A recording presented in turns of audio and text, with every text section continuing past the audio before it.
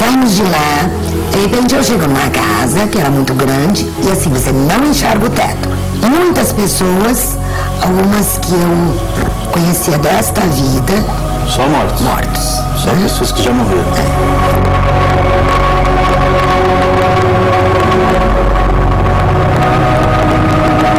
Veio meu pai, que faleceu em 1993. Perguntei pra ele quem era esse general e por que eu tinha pedido perdão. E que ele não tinha me perdoado. Ele falou, você ainda vai saber por quê. Chegou na hora, eles falaram pra mim que estava na hora de voltar, eu falei que não queria. Eles falaram que eu ainda tinha um compromisso aqui. Eles viraram pra mim e falaram que a escolha seria minha.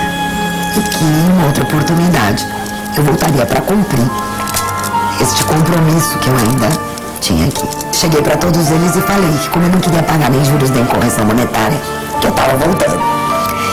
Eu voltei do coma na quarta-feira, acordei e falei, dá minha bolsa que eu quero ir pra casa. Como se eu tivesse feito uma viagem.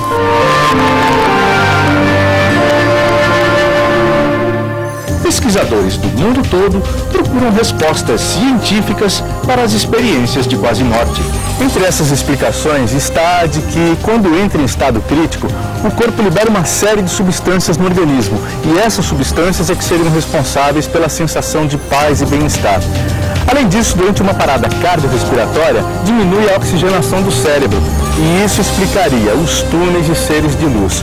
Mas nem os especialistas estão muito satisfeitos com essas explicações sobre o fenômeno. Na realidade, nenhum de nós tem muita certeza do significado da experiência quase morte. O Dr. Jorge Pagura ficou nacionalmente conhecido depois de cuidar de pacientes famosos, como Gerson Brenner, Cláudia Liz e Osmar Santos. Para ele, além da falta de oxigênio no cérebro e da inundação de substâncias químicas liberadas pelo corpo, os mecanismos da memória também podem fazer parte da resposta para o enigma da experiência de quase morte. Eu acho que quando o paciente acaba se recuperando, aqueles que se recuperam, fica algum resíduo de alguma memória evocada, alguma experiência, não sei se é uma experiência quase morte ou uma experiência que foi vivida. Foi uma experiência real que ficou armazenada. E quando são experiências de coisas que não tem como ter acontecido, vamos dizer, nessa vida? Vou ter que viver com essa memória, às vezes pode ser uma memória de um filme. Este gastrocirurgião, que pesquisa o assunto desde o dia em que se tornou médico, não tem dúvida. A experiência de quase morte, ela é uma evidência científica da existência do espírito. Eu digo isso porque durante a experiência de quase morte, o que acontece é que você tem um cérebro que não funciona, eletricamente inativo, e uma mente que continua registrando memória e continua se relacionando com o meio.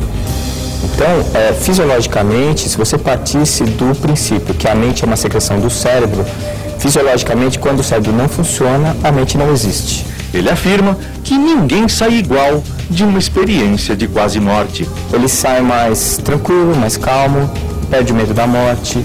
E foi para usar essa paz de espírito que a EQM traz àqueles que ficam no limiar da vida que a psicóloga Ana Catarina decidiu induzir experiências de quase morte em pacientes terminais, inclusive crianças.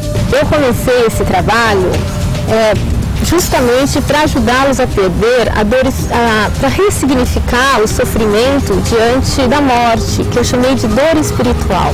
Eu pensei que talvez se eu induzisse essas vivências espirituais, os meus pacientes perderiam o medo da morte. Mas como é que você faz? Você entra no quarto da pessoa que está ali à beira da morte e você fala o que para ele? Então, eu não vou dizer a ele, assim, de cara, que ele realmente vai morrer. Nós vamos prepará-lo para aceitar essa ideia, para entrar em contato com essa ideia. Então, o que eu proponho ao paciente é fazer esse trabalho de relaxamento, de visualização. Eu realmente acredito que essas pessoas estejam experimentando a natureza espiritual da existência.